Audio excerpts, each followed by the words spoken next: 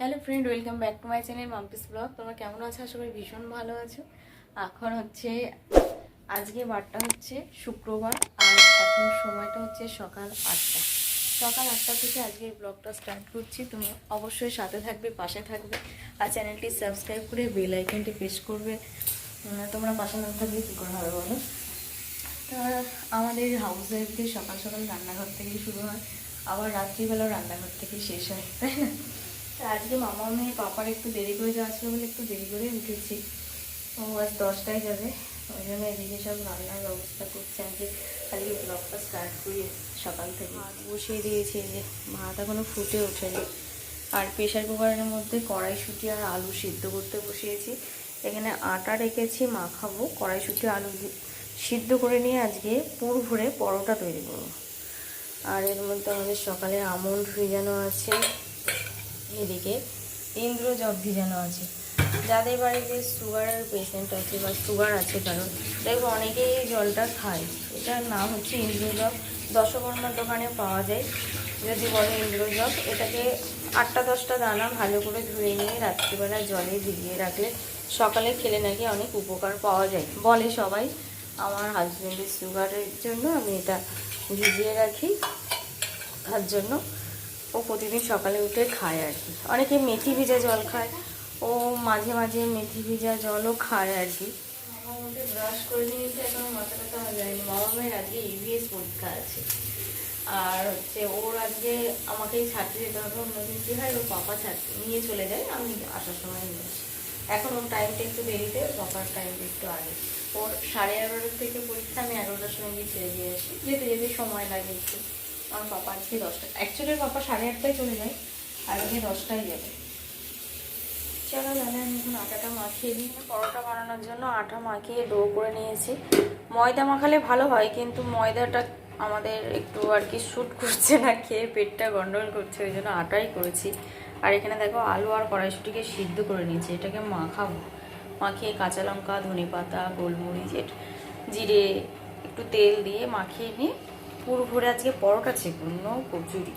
এখানে মামামের জন্য পিডিয়াশার করলাম আর কি। পিডিয়াশারটা আজকে মানে স্টিলের গ্লাসে করলাম, কারণ আছে অন্যদিন কাঁচের ইয়েতেই দিই আর কি।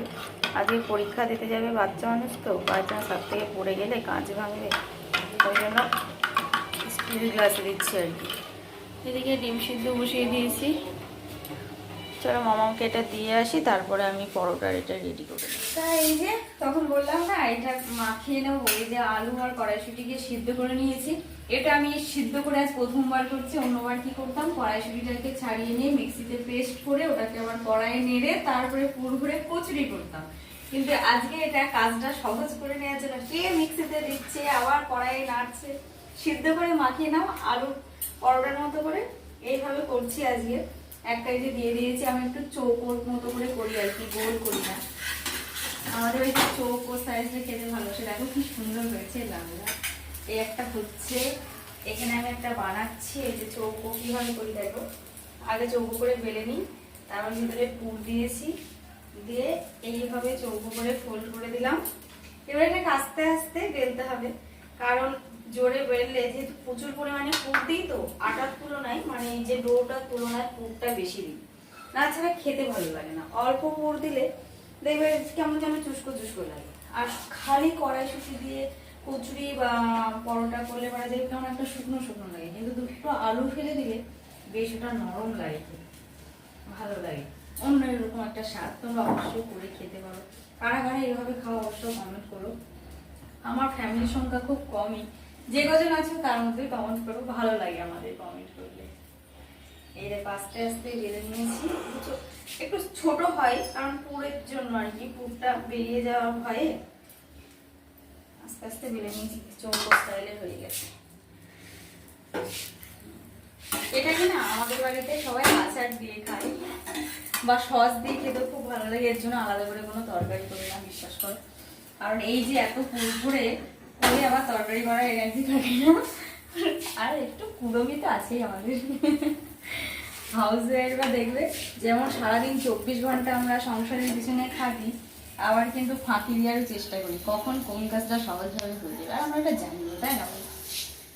এই যে মামা এখন স্কুল যাবে আর কি, পরীক্ষা আছে, ওই জন্য ওকে আমি রেডি করে দিচ্ছি। ও স্নান হয়ে গেছে, এবার স্নান টান করে তারপরে খাওয়া দাওয়া করে গুটি গুটি পায়ে মামা স্কুলে। তাই না? এগুলো কি দাগ লেগেছে বাবা? একদিনের পর দুদিন পড়াতে গেলে আর খুঁজে পাওয়া যায় না এদের ড্রেসগুলো। আসলে আমার পরীক্ষাটা 11টা থেকে 11:30টার মধ্যে ঢোকার টাইম, 12টা থেকে 2টো অবধি পরীক্ষা, আর 2টো থেকে 3টে অবধি লাঞ্চ টাইম। বাহ, তারপরে ছুটি। এখন আমরা রেডি হয়ে গেছি, মামাকে ছাড়তে যাব। 11টা বেজে গেছে, যেতে যেতে মামাকে নিয়ে যাবো, আস্তে আস্তে যেতে হবে, 10 মিনিট 15 মিনিট লেগে যাবে, আর খুব রোদ্দুর। চলো মামা, আমরা মামি এখন যাচ্ছি, আস্তে আস্তে যাবো, অনেক টাইম আছে হাতে, আধ ঘন্টা। এখান থেকে এমনি পায়ে হেঁটে গেলে 10 মিনিট লাগে, সেদিকে আধ ঘন্টা টাইম আছে। চলো যাই। এখন খেলা।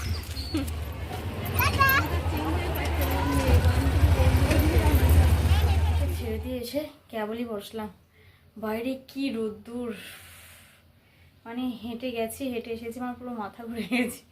এখনও বাড়িতেও কাজ আছে, এখন দুটো তরকারি করব, তারপরে ঘর মুছবো, স্নান করব, তারপরে সময় থাকলে একটু শোবো, না হলে মামাকে আবার আনতে যেতে হবে। চলো একটু বসে কাজে লেগে পড়ি। তাহলে এই যে মামাকে স্কুল থেকে নিয়ে বাড়ি যাচ্ছে, ওদের 3টেই ছুটি হলো আর কি।